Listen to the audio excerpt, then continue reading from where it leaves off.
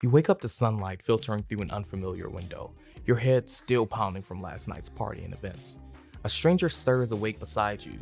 Beautiful, yes, but you're more focused on piecing together the night before. Waking up beside this beautiful stranger somehow makes it more tolerable.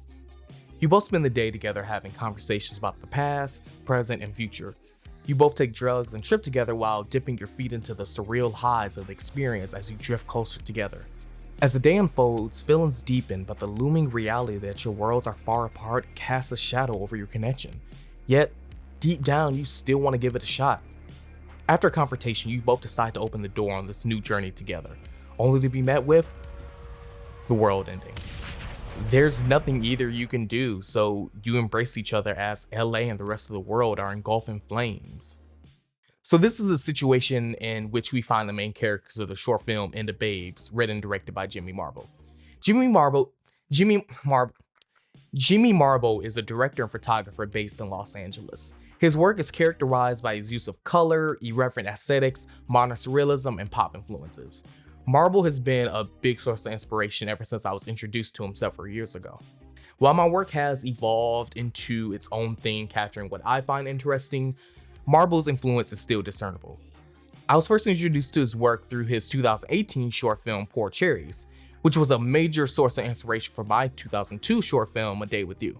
Marble's Poor Cherries is an offbeat day-glow daydream told through the eyes of two irreverent characters who celebrate the smaller yet beautiful details of the human experience through rose-tinted glasses. This film sparked my love and appreciation for Marble's charming storytelling and vibrant visuals that felt so intrinsic upon my first experience. So I wanted to briefly analyze and talk about the rest of Marble's films in hopes of persuading you for him to be one of your current directors like he is mine. So I don't know, make a cup of tea, sit back as I spend the next however many minutes basically foaming at the mouth talking about Jimmy Marble and the rest of his work.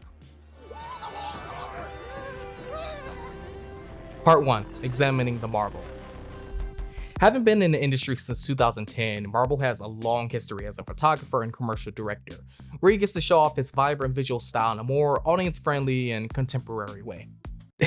If you want to have a little fun watching this video, take a shot every time I say Marble.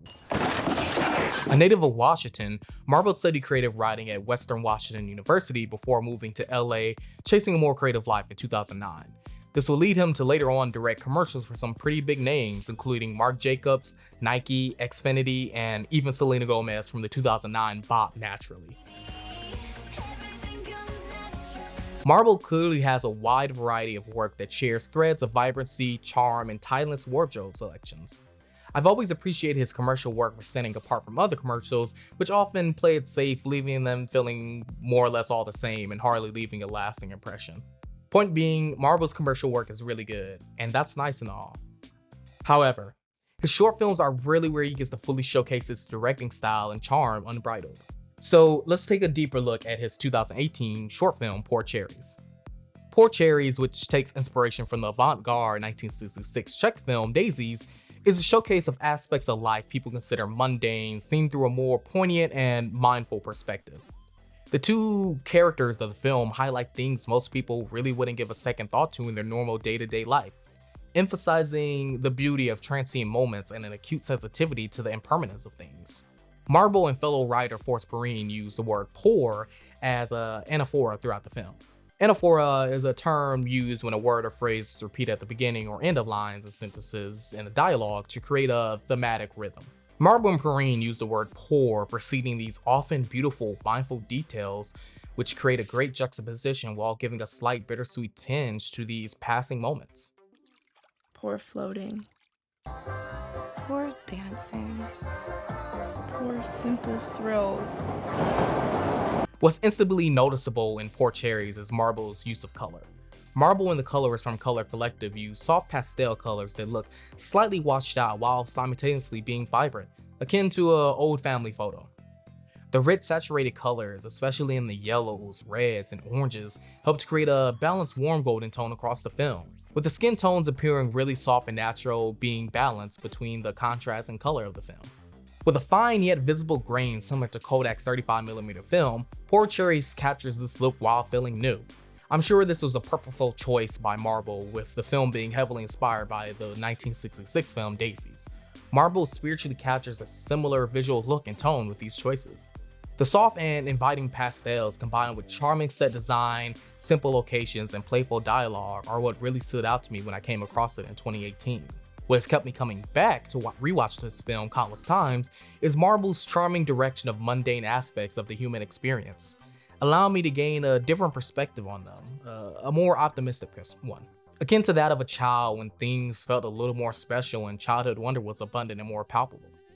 And I think that's the special ingredient that Jimmy uses and what works best about his films. Part 2, the formula. I had to take that jacket off, it was getting way too hot in here. Whimsical realism is a term that refers to a style that combines a sense of childlike wonder and charm with real-world settings and characters, often blending the fantastical with the mundane. This style often deals with the adult themes and emotions, but presents them in a way that feels lighthearted, imaginative, and dreamlike.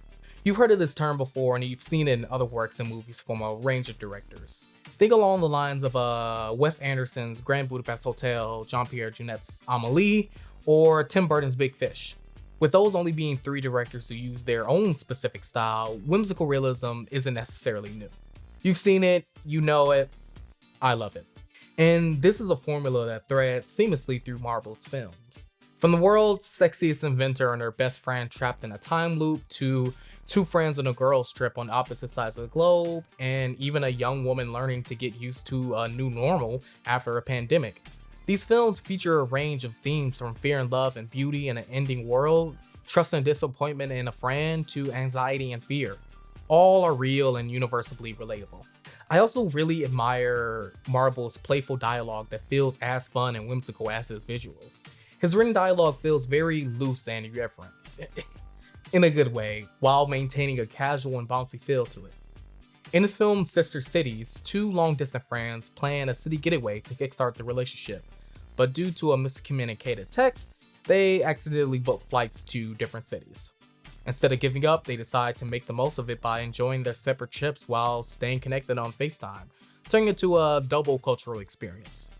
An aspect that really stood out to me was his dialogue. Through his dialogue, Marble and co-writer Doug Sakerson really showcased these 2 characters being the best friends. This just takes the cake, boo-boo. I blame myself, but also I blame you. The 2 best friends love each other, fail each other, try to do right by each other, all the while looking like each other. But instead of being a perfect match, the women discover they actually complement one another, which is all they really want from a best friend. With passing remarks of inside jokes and bouncing off each other sentences like a game of tennis, as well as the cute little detail of both characters calling each other boo-boo as part of their love language. Well, boo-boo. Cake, boo-boo. Text message, boo-boo. But you know, boo-boo. Boo-boo, it is almost exact. Text message, boo-boo. Boo-boo.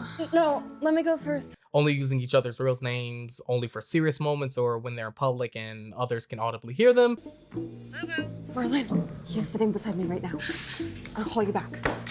You just call me by my real name, Arena. It all really helps illustrate a real lived-in friendship without having to resort to forced exposition to try to portray the same effect. This can sometimes be a very tricky maneuver, but I think Marble and Sakerson pull it off in an engaging way. The dialogue doesn't try to be quirky and clever for the sake of it. Instead, it feels like a real conversation between 2 best friends, adding authenticity to this whimsical setting. Another aspect to shine light on is the location and production design used in his work that still encapsulates this formula. Let's stick with Sister Cities as I highlight some aspects from that film. This film was formed from a collaboration with McGallery, which is a collection of upscale boutique hotels known for their unique design, luxury, and personalized guest experiences, which are often located in iconic or historical destinations. With the film following Marilyn in Amsterdam and Irene in Louisville, Marble doesn't just use the Ink Hotel in Amsterdam and the 21C Museum Hotel in Louisville as main backdrops of the narrative.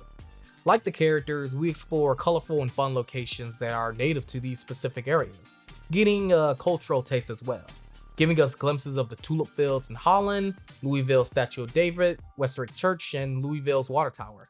Not using these set locations as something essential to the plot, but as accents to the narrative Marble is already telling. But all these aspects are perfectly culminated in Marble's 2020 short film, If You're Ready. If you haven't seen it and care about spoilers, I highly recommend pausing this video, watching it firsthand, and then coming back. But for those who don't care about spoilers, let's get into it. Part 3, if you're ready.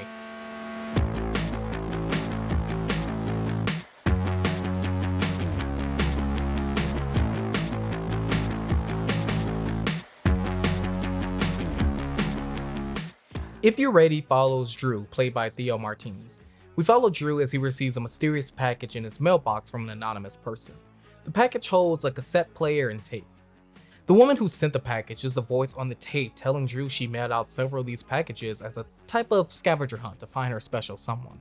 Drew goes on a journey through East LA, following the directions from the tape as she tells her story, all while coming across many beautiful moments and signs. Signs that lie on the edge of coincidences, but appear to be drawing these two together to meet and possibly fall in love. After Drew accidentally bumps into another suitor who was also mailed a tape from the woman, they are both told by the tape to trust her, swap the tapes with each other, and continue on their separate journeys. Whimsical coincidences and hijinks ensue as Drew continues on. After many clues, it finally leads him to a cafe where he is expected to meet the mystery woman wearing a yellow dress. Upon arrival, he is met with a cafe full of women wearing yellow dresses, but unfortunately none of them seem to be the woman on the tape. Disappointed, he walks off and leaves the cafe. Okay, so in my headcanon, Drew goes on to meet a blonde woman and possibly fall for her right before the onset of the end times, but that's in my headcanon. But anyway, back to the film. Once Drew walks away, the same man he bumped into earlier and switched tapes with arrives at the cafe. He is greeted by all the women in yellow dresses as they maypole dance around him, ending the film on the skyline of the LA hills. If You're Ready feels like a love letter to LA in a very romanticized manner.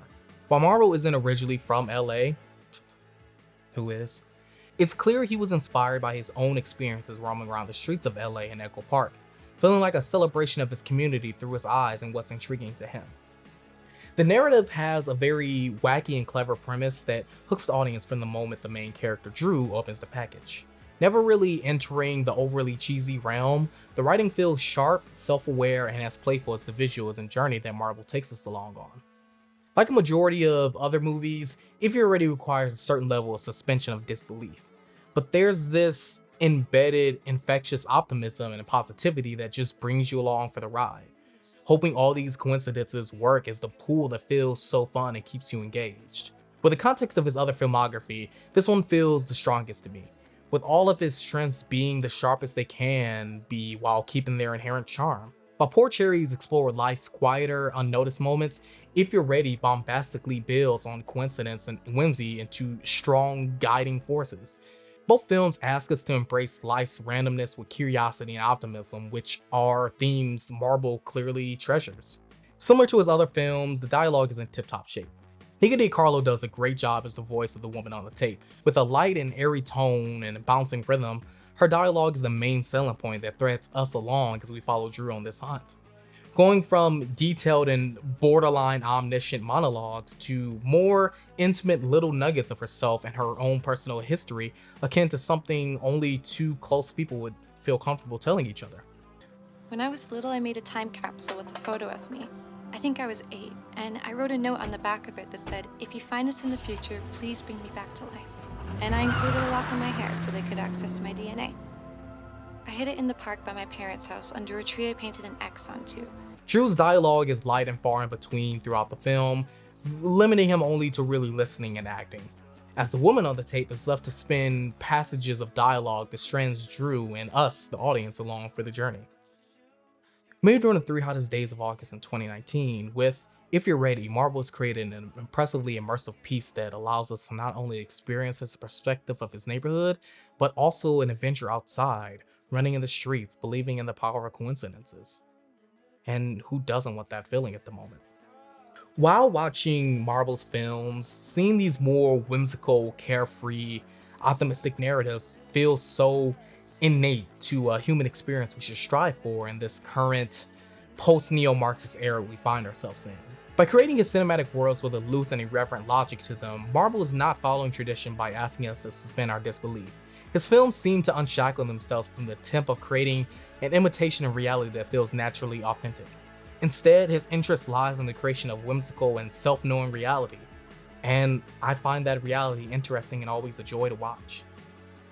My rankings for his films goes If You're Ready, In the Babes, Sister Cities, Poor Cherries, One on Earth, and Ugh. If this hasn't convinced you to check out Marvel's films, no worries. But for me, they've always been a constant source of inspiration, reminding me of the beauty in the mundane and the joy of looking at the world through a whimsical lens. When or if you want to watch Marvel's films, they're there. You know, if you're ready. Oh, that was God, that was awful. That was bad.